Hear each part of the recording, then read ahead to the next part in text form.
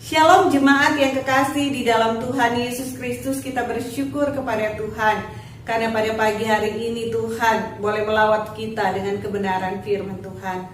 Mari kita satu di dalam doa. Allah Bapa yang bertahta di dalam kerajaan surga, kami bersyukur kepadamu Tuhan, karena Tuhan mau melawat kami dengan kebenaran firman-Mu. Firman yang menjadi sulu dan pelita bagi langkah kehidupan kami, sehingga kami boleh hidup di dalam kebenaran Tuhan. Berfirmanlah Tuhan dan hati kami siap untuk mendengarkan firman Tuhan. Dalam nama Tuhan Yesus kami berdoa. Amin. Bapak Ibu Saudara yang kekasih di dalam Tuhan Yesus Kristus, pagi hari ini kita akan merenungkan firman Tuhan dengan tema pelayan yang teruji. Dengan kita meneladani kesetiaan Rasul Paulus di dalam melayani Tuhan, seperti yang telah disaksikannya kepada jemaat di Tesalonika. Mari kita baca firman Tuhan yang mendasari perenungan kita saat ini dari 1 Tesalonika pasal 2 ayat yang pertama sampai dengan ayat yang ke-12. Namun di awal perenungan kita akan baca ayatnya yang ketiga dan ayat yang keempat. Dan di dalam perenungan nanti kita akan merenungkan keseluruhan ayat ini. 1 Tesalonika 2 ayat 3 sampai dengan ayat yang keempat, firman Tuhan berkata, sebab nasihat kami tidak lahir dari kesesatan atau dari maksud yang tidak murni, dan juga tidak disertai tipu daya. Sebaliknya, karena Allah telah menganggap kami layak untuk mempercayakan Injil kepada kami, karena itulah kami berbicara bukan untuk menyukakan manusia, melainkan untuk menyukakan Allah yang menguji hati kita. Demikianlah firman Tuhan. Yang berbahagia ialah mereka yang mendengarkan firman Tuhan serta melakukannya di dalam kehidupannya. Haleluya. Jemaat yang dikasihi oleh Tuhan Yesus Kristus, setiap orang percaya, ketika ia percaya kepada Tuhan Yesus, maka kepadanya diberikan karunia agar ia dapat melayani Tuhan, dan dengan pelayanannya itu imannya bertumbuh. Semakin hari ia semakin serupa dengan Kristus. Ada orang yang diberikan karunia untuk mengerjakan hal-hal yang besar, namun ada orang yang diberikan karunia untuk mengerjakan hal-hal yang sederhana di dalam pelayanan. Apapun karunia yang dianugerahkan Tuhan kepada kita sesuai dengan kehendaknya, itulah yang pas bagi pertumbuhan iman kita, yang membuat kita dapat bertumbuh secara maksimal. Jadi setiap orang percaya adalah pelayan Tuhan, sesuai dengan talenta, bakat, serta karunia Allah yang Allah berikan kepadanya. Dan ia ditempatkan Tuhan di suatu ladang pelayanan yang pas baginya untuk menjadi berkat dan kesaksian yang mempermuliakan Tuhan kita, Yesus Kristus. Bapak Ibu Saudara, berikut ini ada 3 hal yang akan kita renungkan dari keteladanan pelayanan hidup Rasul Paulus yang memiliki kehidupan pelayanan yang teruji. Bagaimana ia menyaksikan kepada jemaat di Tesalonika yang saat itu mengalami tantangan iman yang berat. Di sisi lain, jemaat Tesalonika harus berjuang dalam pertumbuhan imannya agar hidupnya sepadan dengan Injil Kristus. Namun di sisi lain, mereka menghadapi penganiayaan dan ancaman karena Injil Tuhan. Dan kesaksian Rasul Paulus dalam hal kesetiaan melayani Tuhan telah memotivasi dan menguatkan jemaat Tesalonika dalam perjuangan iman mereka. Kita akan mengambil berkat-berkat rohani dari perenungan ini untuk kita aplikasikan di dalam kehidupan pelayanan kita sehari-hari. Hal yang pertama adalah Paulus rela menderita dalam mengabarkan Injil. Kita akan baca dari 1 Tesalonika pasal 2 ayat yang pertama sampai dengan ayat yang kedua. Demikian firman Tuhan. Kamu sendiri pun memang tahu, saudara-saudara, bahwa kedatangan kami di antaramu tidaklah sia-sia. Tetapi sungguh pun kami sebelumnya, seperti kamu tahu, telah dianiaya dan dihina di Filipi. Namun dengan pertolongan Allah kita, kami beroleh keberanian untuk memberitakan Injil Allah kepada kamu dalam perjuangan yang berat. Bapak Ibu Saudara yang kekasih di dalam Tuhan, di ayat ini Paulus menyatakan bahwa ada banyak sekali tantangan yang akan dihadapi oleh seorang yang memberitakan Injil Tuhan. Bahkan Paulus menyatakan bahwa memberitakan Injil Tuhan merupakan suatu perjuangan yang berat. Namun ia mengakui bahwa ia memiliki keberanian menghadapi semuanya itu karena pertolongan Allah. Dan apapun yang dilakukannya tidaklah sia-sia. Rasul Paulus tahu bahwa dalam pemberitaan Injil ia akan menghadapi penderitaan bahkan penganiayaan. Namun ia rela masuk di dalam medan Allah. Ia tahu bahwa kasih karunia Allah cukup baginya, dan Allah akan menolong dia untuk menang. Baginya, perjuangan dan penderitaan dalam mencapai tujuan Allah tidak akan pernah sia-sia. Kesaksian Rasul Paulus ini tentunya berlaku juga di dalam kehidupan umat Tuhan saat ini, di dalam konteks kita, di mana ada banyak tantangan yang kita hadapi di dalam kita memberitakan Injil. Bahkan dengan situasi dan kondisi kehidupan kita membutuhkan perjuangan yang berat untuk tetap dapat menyaksikan Injil Kristus melalui kehidupan praktis kita. Dalam situasi seperti ini, kita harus ingat bahwa kita punya penolong yang besar yang dapat mengatasi segala kondisi kehidupan kita. Tuhanlah penolong kita. Ia menjadikan kita sebagai pemenang. Untuk kita bisa menang, maka hendaknya kita tidak menghindari situasi hidup yang diizinkan Allah untuk kita hadapi. Seperti apapun situasi hidup tersebut.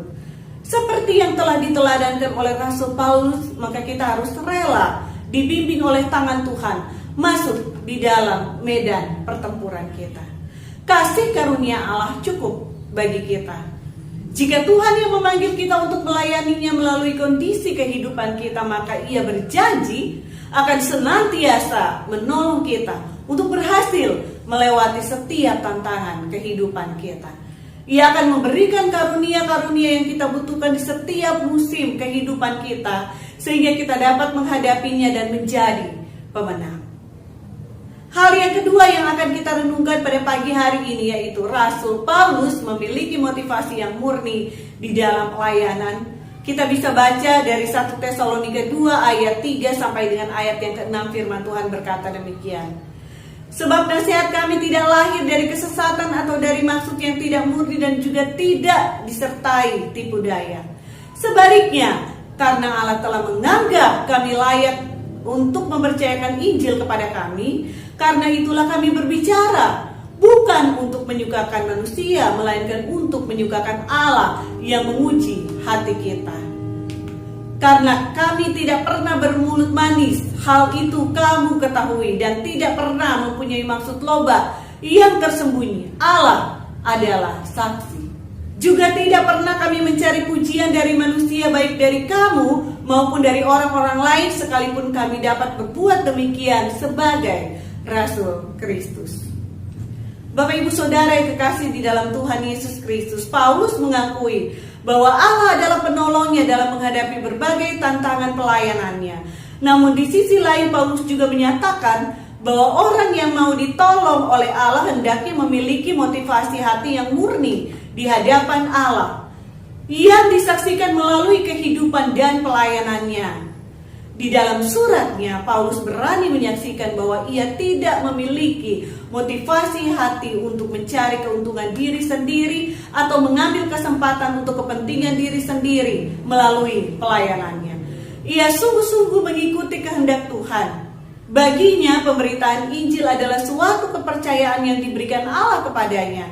Ia yang tadinya tidak layak di hadapan Allah karena dosanya, namun Allah yang telah memanggil serta menganggapnya layak untuk melayani Tuhan. Karena itu ia menjaga sikap, ia menjaga tutur kata serta motivasi hatinya, karena ia tahu bahwa Allah lah yang menguji setiap kemurnian pelayanannya. Bapak Ibu Saudara yang dikasihi di dalam Tuhan Yesus Kristus, sama seperti Paulus, tentunya kita memiliki pengakuan yang sama bahwa Allah adalah penolong yang setia dalam kita menghadapi tantangan-tantangan pelayanan, bahkan tantangan kehidupan kita. Namun Allah menghendaki agar kita memiliki motivasi yang murni di hadapan Tuhan. Pernahkah kita bertanya, mengapa Tuhan belum menolong saya? Mungkin kita perlu memperhatikan motivasi kita di dalam kita memperoleh apa yang kita inginkan. Terkadang bukannya Tuhan tidak mau menolong kita, tetapi jika apa yang kita harapkan hanya akan memperburuk kehidupan kita, membuat kita jatuh di di dalam dosa atau merugikan kehidupan kita, pasti Tuhan akan melindungi kita dengan tidak membiarkan kita memiliki apa yang kita inginkan. Karena itu kita harus sungguh-sungguh mengerti rencana Tuhan di dalam kehidupan kita, sehingga motivasi kita senantiasa dimurnikan oleh Tuhan dan hanya untuk memuliakan nama Tuhan saja. Apapun yang kita lakukan, apapun yang kita harapkan, Tuhan pasti akan menolong kita jika kita punya motivasi hati yang murni di hadapan Allah. Kita bersyukur karena penebusan Tuhan Yesus Kristus sudah melayakkan kita di hadapan hadirat Allah. Kita dianugerahkan karunia dan penyertaan Roh Kudus yang menolong dalam pertumbuhan rohani kita. Siapakah kita sehingga Tuhan mau memanggil dan menjadikan kita pelayannya, bahkan mempercayakan pelayanan pemberitaan Injil melalui kehidupan kita? Belajar dari Rasul Paulus, kiranya kita juga menjaga sikap hidup kita, tutur kata kita, serta motivasi hati kita di hadapan Tuhan. Karena Allah lah yang menguji setiap kemurnian pelayanan kita. Hal yang ketiga yang mau kita renungkan saat ini dari kehidupan Rasul Paulus, yaitu Rasul Paulus mau membagi hidupnya dengan sesama saudara seiman. Landasan firman Tuhan yaitu dari 1 Tesalonika pasal 2 ayat 7 sampai dengan ayat yang ke-12, demikian firman Tuhan. Tetapi kami berlaku ramah di antara kamu sama seperti seorang ibu mengasuh dan merawati anaknya. Demikianlah kami dalam kasih sayang yang besar akan kamu, bukan saja rela membagi Injil Allah kepada kamu, tetapi juga hidup kami sendiri dengan kamu, karena kamu telah kami kasihi. Sebab kamu masih ingat saudara-saudara akan usaha dan jerih lelah kami, sementara kami bekerja siang malam, supaya jangan menjadi beban bagi siapapun juga di antara kamu. Kami memberitakan Injil Allah kepada kamu. Kamu adalah saksi, demikian juga Allah, betapa saleh, adil, dan tak bercacatnya kami berlaku di antara kamu yang percaya. Kamu tahu betapa kami seperti bapa terhadap anak-anaknya, telah menasihati kamu dan menguatkan hatimu seorang demi seorang, dan meminta dengan sangat supaya kamu hidup sesuai dengan kehendak Allah yang memanggil kamu ke dalam kerajaan dan kemuliaannya. Bapak Ibu Saudara yang kekasih di dalam Tuhan Yesus Kristus, jemaat Tesalonika adalah salah satu jemaat yang dirintis oleh Rasul Paulus dan timnya, yaitu bersama dengan Silas dan Timotius. Dalam pemberitaan Injil, Paulus melakukan berbagai pendekatan dengan jemaat.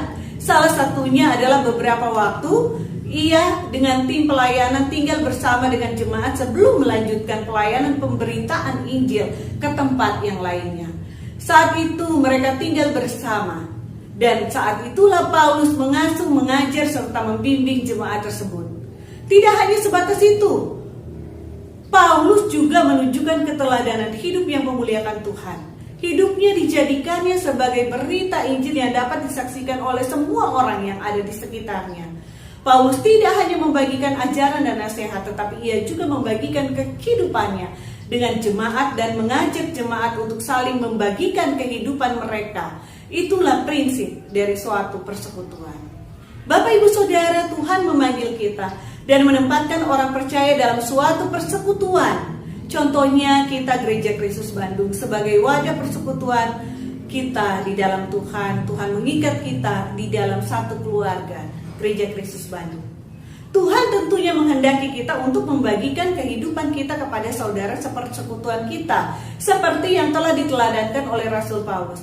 Ada yang diberikan karunia untuk merawat seperti seorang ibu, ada yang diberikan karunia untuk menasehati dan menguatkan seperti seorang ayah, ada yang diberkati dengan materi yang lebih untuk menjadi berkat secara finansial, ada yang diberkati dengan berbagai talenta untuk melaksanakan ibadah, ada yang diberkati dengan hikmat Tuhan untuk memberitakan firman Tuhan, ada yang diberkati dengan kemampuan mengurus rumah tangga gereja, ada yang diberkati dengan kemampuan khusus untuk mengelola keuangan gereja, dan banyak hal lainnya.